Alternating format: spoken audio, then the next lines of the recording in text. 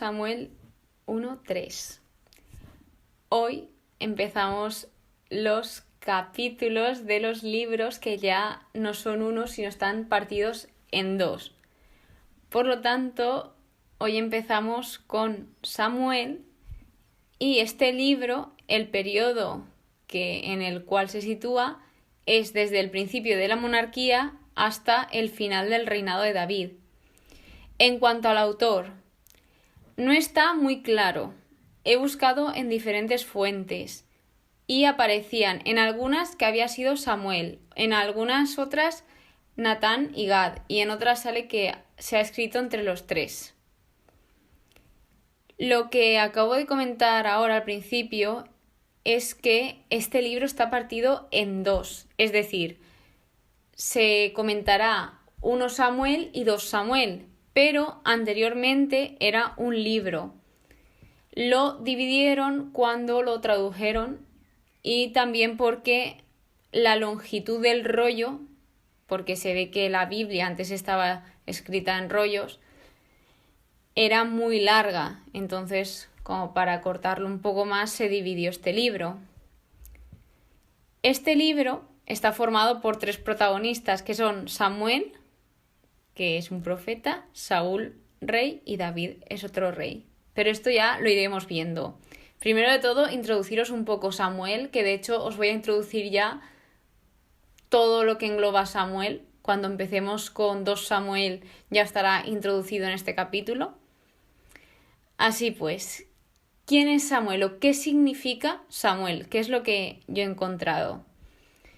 El nombre de Samuel procede del hebreo y esto equivale a escuchado por Dios o también a Dios ha escuchado. Y lo que comentaba yo antes de los diferentes protagonistas que aparecen en este libro, voy a remarcar algo. La monarquía se prepara con Samuel, se ensaya con Saúl y se afirma con David. Esta frase la encontré en uno de los estudios y en un comentario bíblico y creo que es muy importante porque define muy bien todo el transcurso de este periodo.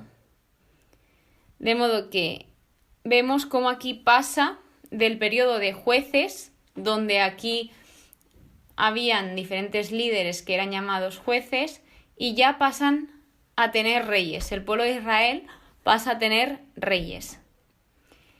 El poema de Ana, que es la madre de Samuel, que la nombraremos ahora un poco más tarde, es muy importante y esencial, porque todo este libro va relacionado con ese capítulo. Todo lo que dice en ese poema está relacionado con el capítulo. Dios se opone al orgulloso y exalta al humilde. A pesar de la maldad humana, Dios está obrando. Y por último, Dios levantará un rey mesiánico. Esto es un poco lo que recoge este poema, pero es muy bonito, ya veréis, porque de verdad que a mí me impresionó muchísimo. Se ve de nuevo luchas contra los filisteos, el pueblo de Israel contra los filisteos. Veremos que van a robar el arca, así como spoiler. Vuelven otra vez las plagas, como las de Egipto, pues haceros una idea de que vuelven plagas. Israel debe de permanecer humilde y obediente para experimentar la bendición del pacto. El pacto de Dios con su pueblo se refiere aquí. He de comentar que estoy haciendo como un breve resumen de toda la introducción que sale en mi Biblia junto a otras Biblias que también me las miro porque dicen lo mismo, pero hay algunas que están más completas que otras y también en internet busco más información para aprender y también poderos contar a vosotros lo que voy aprendiendo, como suelo hacer en todos los episodios. Continuamos. Saúl es deshonesto, le falta integridad y orgulloso. Tiene fallas de carácter y esto se convierte en su perdición. Esto aún no lo podemos asegurar porque no hemos llegado a ese punto, pero esto es como lo que va a pasar en este libro. Israel necesita un rey fiel y humilde a Dios. ¿Por qué? ¿Por qué necesita esto? Para no traer la ruina de nuevo al pueblo. Dios está obrando, hay que tener esto en cuenta, que realmente en toda la Biblia, pero en este libro también como que se remarca bastante.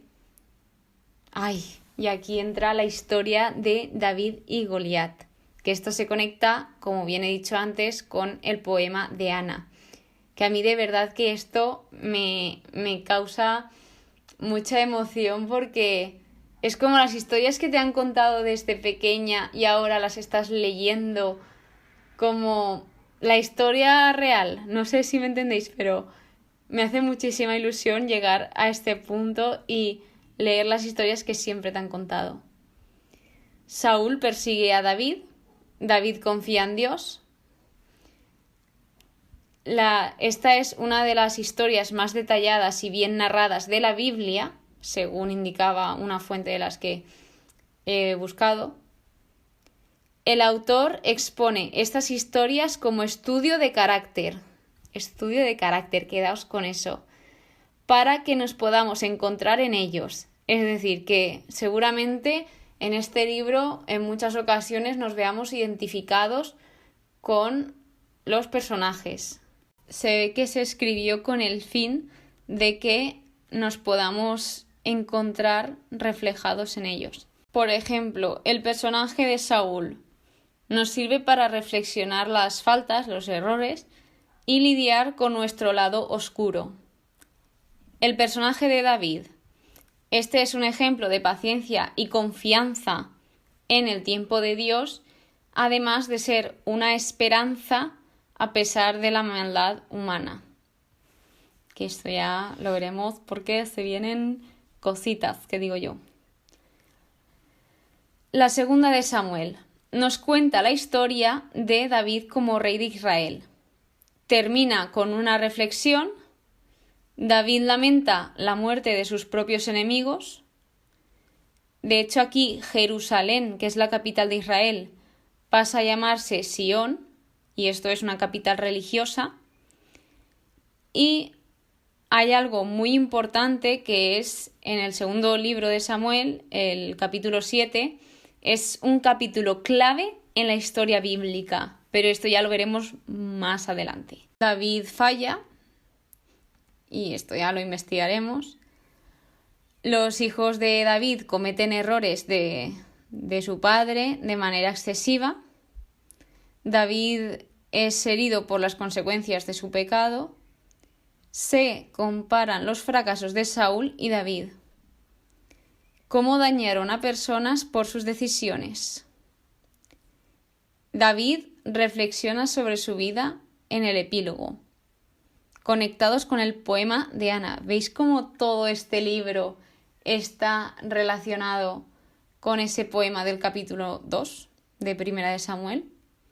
Es algo que yo también quiero tener muy en mente conforme vaya leyendo el libro, porque sé que ese poema tiene toda la relación con el libro.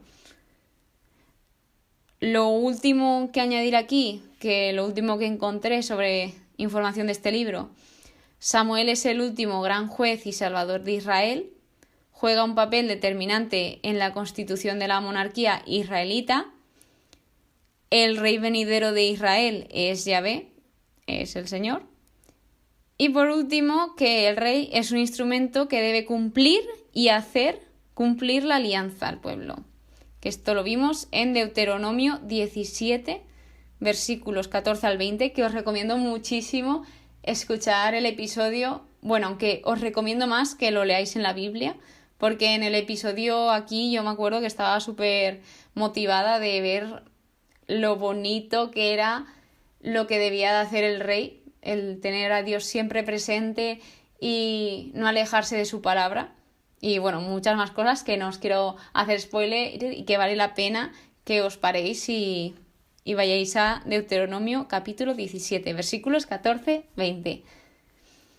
Bueno, y con todo esto, así teniendo una idea más o menos del libro de Samuel, comenzamos con el primer capítulo, que habla de los padres de Samuel.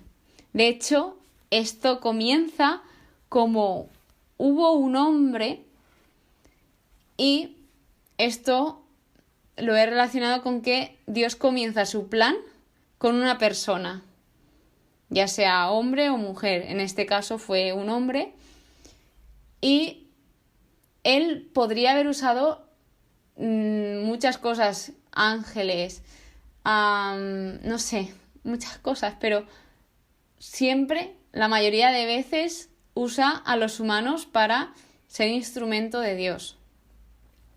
Vale, pues nos habla de un hombre llamado Elcaná, que tenía 2 mujeres. Una era Peniná, que tenía 2 hijos con ella, y otra era Ana. De hecho, indica como que Ana era su favorita.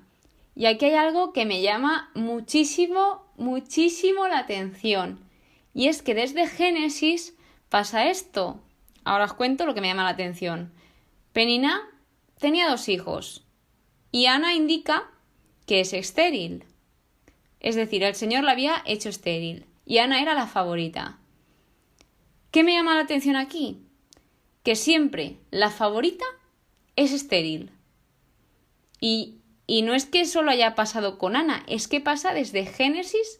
Pasó con Sara, pasó con Rebeca y pasó con Raquel. También con la madre de Sansón. Y no sé si se me escapa alguna, pero todas eran como la favorita, sobre todo las 3 primeras. La mujer de Abraham, la mujer de Isaac y la mujer de Jacob, les pasó a las 3 lo mismo. Eran estériles, y las que siempre daban a luz eran pues o la concubina o, en el caso de Raquel, su hermana. En conclusión, que la historia se repite, y eso, comentar que me llamaba la atención que justito que la favorita era la estéril. Aquí hay otra cosa que hoy, viendo el estudio, me ha llamado mucho la atención y no había caído, y es que ya de por sí era un peso para la mujer ser estéril, pero ahora mismo, en el contexto que nos situamos, aún lo era más, porque no sabían de qué familia iba a nacer el Mesías. Por lo tanto, estaban como todas ahí pendientes a ver quién era como la que hacía la línea de descendencia del Mesías. Y esto me ha llamado la atención porque no había pensado en eso, porque, claro, si os ponéis en situación, vosotras imaginaos que estáis en esa época y sabéis que va a venir un Mesías, y claro, todas las mujeres pensarían, ¿y si me toca a mí? ¿Y si me toca a mí? Y yo, wow, no lo tenía eso yo en cuenta. No estaba yo demasiada metida ahí en la situación. Bueno, continuando. Se le vuelve a llamar al Señor Todopoderoso, que me pensaba que se le llamaba Shaddai, pero no, por lo menos en las traducciones que he visto, no he visto Shaddai tal cual. He visto Señor Todopoderoso y otra que creo que es la primera vez que sale, a lo mejor me equivoco y ha salido antes, Yahvé Sebaot. Creo que sí que ha salido antes, que significa Yahvé de los ejércitos. Aquí se le llama así a Dios. Y bueno, habla de los sacerdotes que había en esa época, que eran Elí y sus 2 hijos, Jofní y Finés. Que Finés es Pinjas. Que menudo lío, porque estoy haciendo un árbol genealógico para quien no lo sepa. Y claro, si en cada idioma varía muchísimo el nombre, yo llevo unos líos de buscar información que no veas. Continuemos. Indica y todo que Ana lo pasaba mal, lloraba y no quería comer. Aún así, su hombre le daba comida y todo el día que iban a ofrecer, le daba la mejor parte, pero aún así ella no tenía ni apetito. Aquí también admiro cómo su marido, a pesar de cómo se sentía ella, la intentaba apoyar, y se notaba, si lo leéis este capítulo, cómo la quiere y cómo se preocupaba por ella.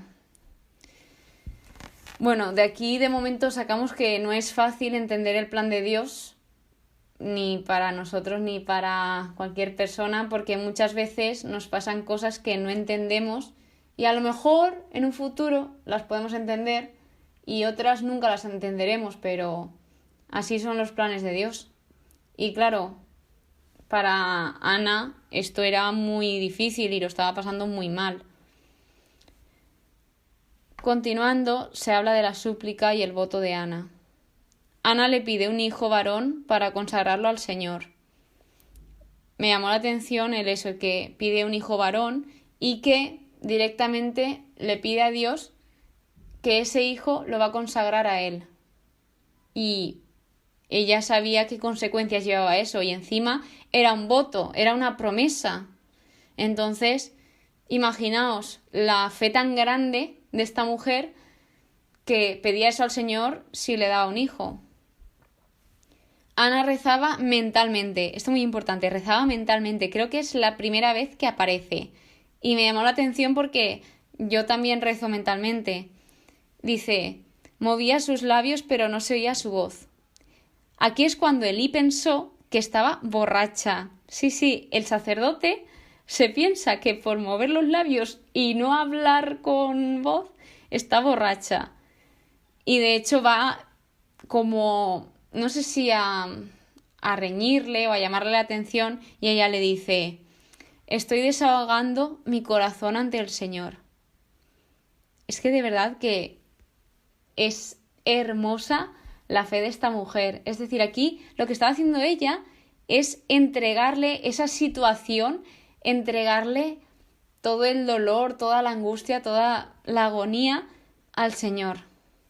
Y esto ojalá lo sepamos hacer todos, que en nuestros peores momentos sepamos a quién recurrir, al Señor, y que lo entreguemos todo en sus manos. También obviamente acordarnos de Él en los mejores momentos, pero en los peores muchas veces, en estas situaciones tan fuertes, mucha gente en vez de acercarse se aleja.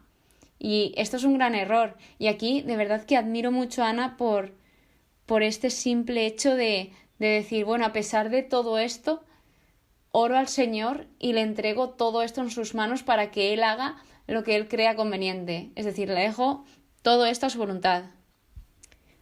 Ana expulsó su dolor y amargura y Elí le dijo que se le iba a conceder lo que había pedido. Oró por ello. De hecho, dice Elí, que tu sierva alcance tu favor. Y, jope, qué bonito. Y de repente se ve que al hacer todo esto, al orar y que también Elí orase por ello a Dios, la mujer ya no padecía lo de antes. Es decir, que de repente como que se le fue... No parecía la misma que era hace unos momentos, sino como que cambió algo en ella. Después de esto ya viene el nacimiento de Samuel.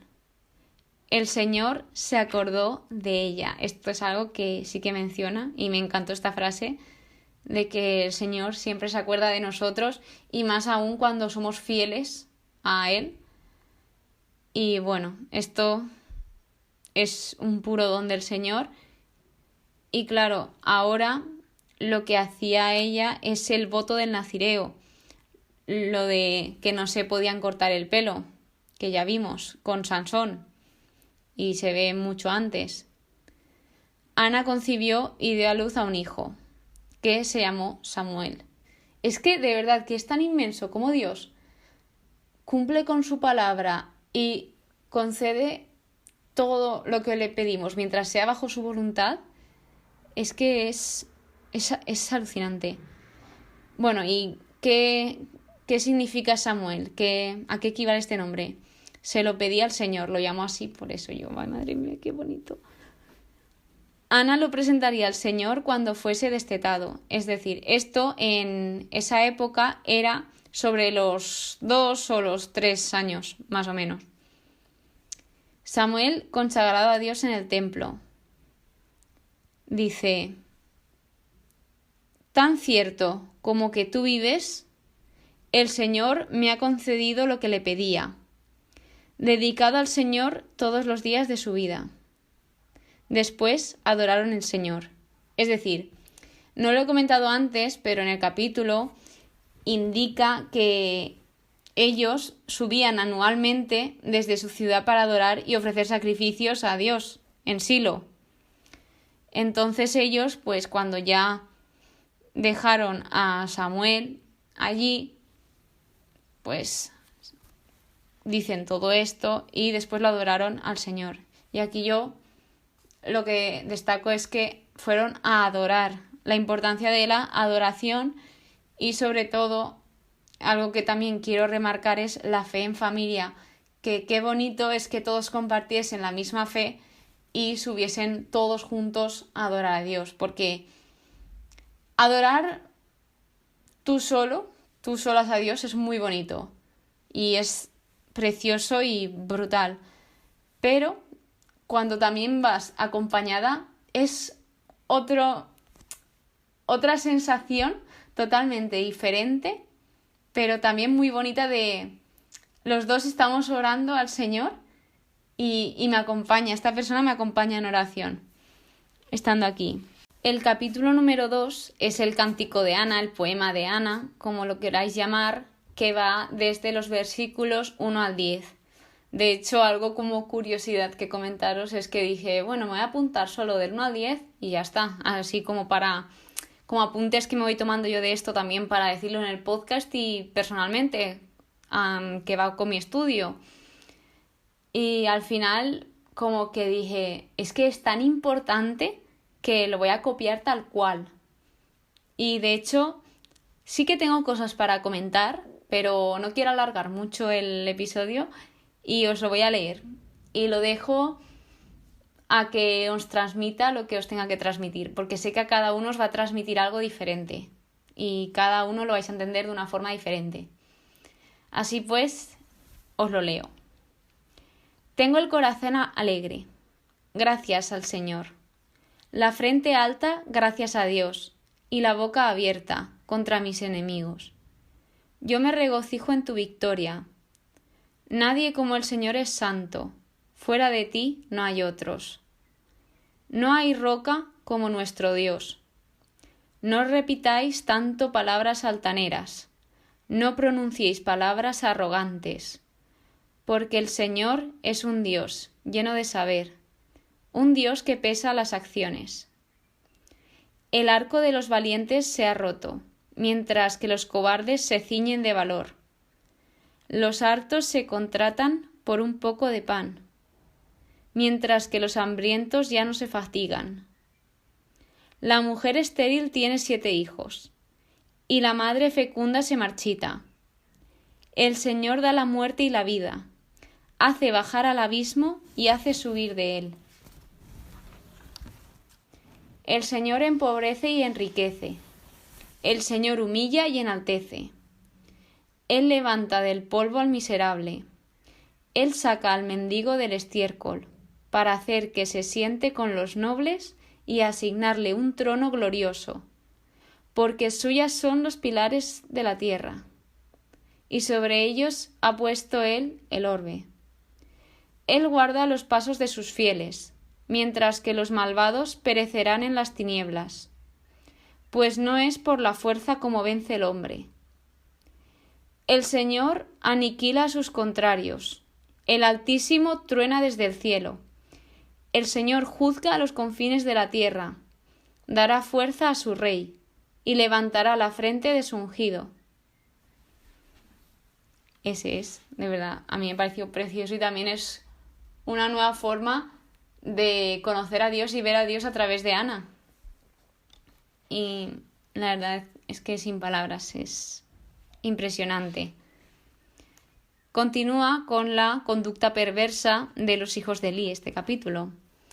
Los hijos de Elí eran, según indica aquí, eran malvados, despreciables, no se cuidaban del Señor ni de sus deberes como sacerdotes, es decir, eran sacerdotes, pero a la hora de poner en práctica su deber, nada, horrible, como si no lo fuesen.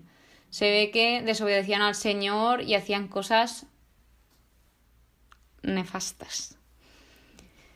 Algo que resaltar aquí es el versículo 17 que dice: El pecado de los jóvenes era muy grande ante el Señor, porque trataban con desprecio las ofrendas hechas al Señor. Y luego continúa con Samuel en el templo de Silo. Elí bendijo a Ana para que tuviese descendencia y ella concibió y dio a luz 3 hijos y 2 hijas. Así que mirad, era estéril y ahora al final ha tenido 5 hijos más. Samuel crecía en presencia del Señor. Luego Elí reprende a sus hijos, es decir, aquí los intenta corregir porque Elí sabe lo mal que están actuando sus hijos, y dice el versículo 25: si peca un hombre contra otro hombre, Dios puede intervenir a su favor, pero si un hombre peca contra el Señor, ¿quién intercederá por él? Aquí la respuesta a esta pregunta la veremos muy futuramente en Juan capítulo 2. Ahí está la respuesta.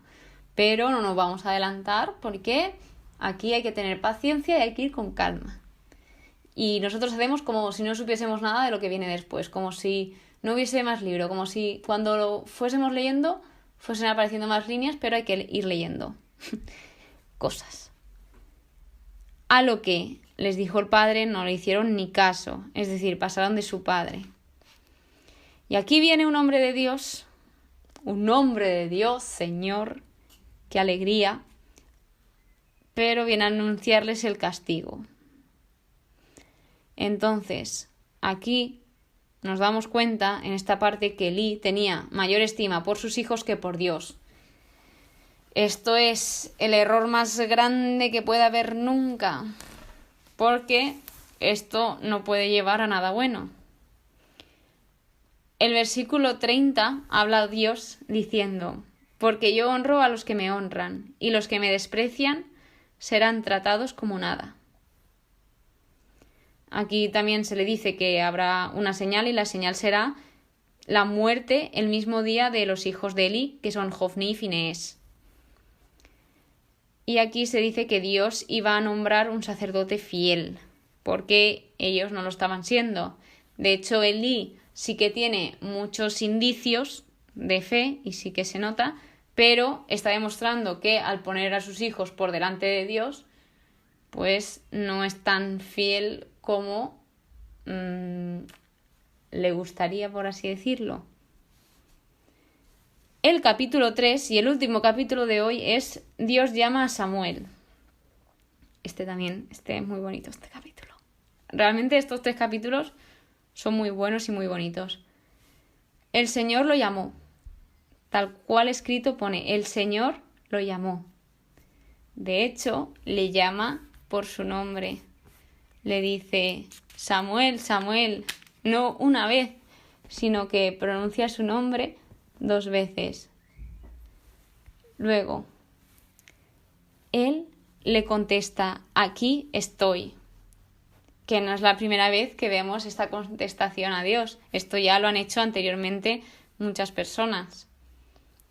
Pero es que aquí pasa una cosa, que Samuel se pensaba que le llamaba Elí.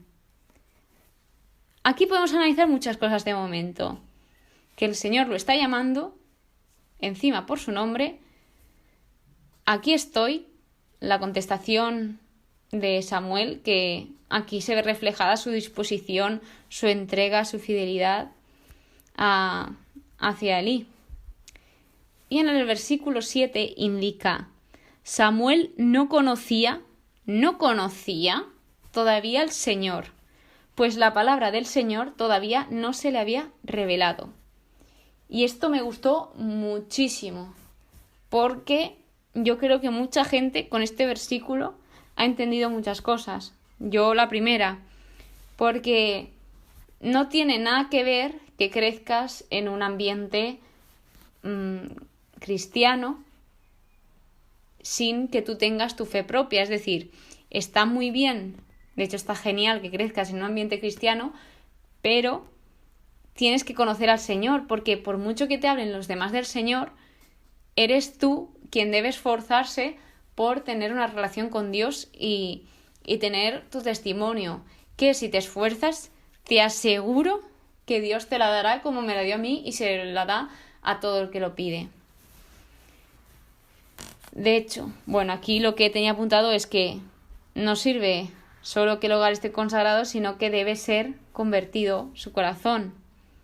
Porque como vemos, Elí sí que era fiel, por así decirlo, pero sus hijos no. Y sus hijos sí que crecieron en un ambiente, pero sus hijos no habían dejado ser convertidos por Dios. Indica que Dios lo llamó 3 veces. De hecho, las 3 veces Samuel contestó y se pensaba que era Elí, porque aquí es que Elí estaba muy mayor. Entonces Samuel estaba ya súper confuso. No sabemos de la forma que se lo dijo Dios a Samuel, no sabemos si es mentalmente o como si lo llamarán realmente de fuera, pero bueno, al final Elí como que se dio cuenta de que era Dios quien lo estaba llamando y ya le dijo cómo debía de responderle. A lo que ya Samuel dice: habla, que tu siervo te escucha. Y esto yo me lo apunto como cada vez que entremos en oración, esta frase que le dice Samuel a Dios es muy bonita. Habla, que tu siervo te escucha. Que ojalá todos sepamos escuchar a Dios. El versículo 13 habla sobre que Elí sabía que sus hijos maldecían a Dios y no les corrigió, que es lo que hemos hablado antes. Es un error, porque si tú sabes todo, lo malo es que te lo calles, porque sabes dónde va a llevar eso a tus hijos, les va a llevar a la perdición y aún así tú te estás callando y no estás haciendo nada por rectificar a tus hijos. Porque también nos damos cuenta de que las palabras no sirven. Sí que Elí intentó hablar con ellos, pero pasaron de él. Entonces, si no sirven las palabras, hay que ver de qué formas puedes intentar corregir a tus hijos. Siempre desde el amor. Lo dejo claro, por si acaso. De modo que, pues, indica que Samuel tuvo una visión, que todo esto es lo que tuvo Samuel, le llamó el Señor y tuvo una visión. De hecho, ya Elí, algo que no he comentado, es que Él es el Señor, hágase su voluntad, que es lo que le dice después, cuando Elí le pide que por favor le cuente lo que Dios le ha dicho, que era la muerte de sus hijos y todo lo que va a pasar con esa familia y el pueblo. Entonces Elí como que asiente y acepta la voluntad de Dios. Y aquí se ve también que tiene una fe bastante buena. A pesar de ese error con sus hijos, él quiere que en todo momento se haga su voluntad, a pesar de que no sea algo tan bueno. Sabe que si es la voluntad de Dios, es por algo. Y en el versículo 19 indica: no dejó de cumplirse ni una sola de sus palabras, referido a Dios. Que todo lo que Dios dice lo cumple. Dios es fiel a su palabra y que si Dios te ha prometido algo, no dudes de Él porque te lo dará, tarde o temprano. Él, sabemos que sus tiempos son perfectos y que a cada uno nos dará lo que nos promete en el tiempo debido. Samuel aquí es acreditado como profeta del Señor y también en este capítulo vemos la vocación de Samuel, su llamado, su misión y promesa de la ayuda de Yahvé, es decir, su servicio a Yahvé. Y con eso acabamos el capítulo de hoy. Espero que os haya gustado. Perdón por el retraso y muchas gracias por escucharme. Nos vemos en el siguiente episodio. Que Dios os bendiga a todos.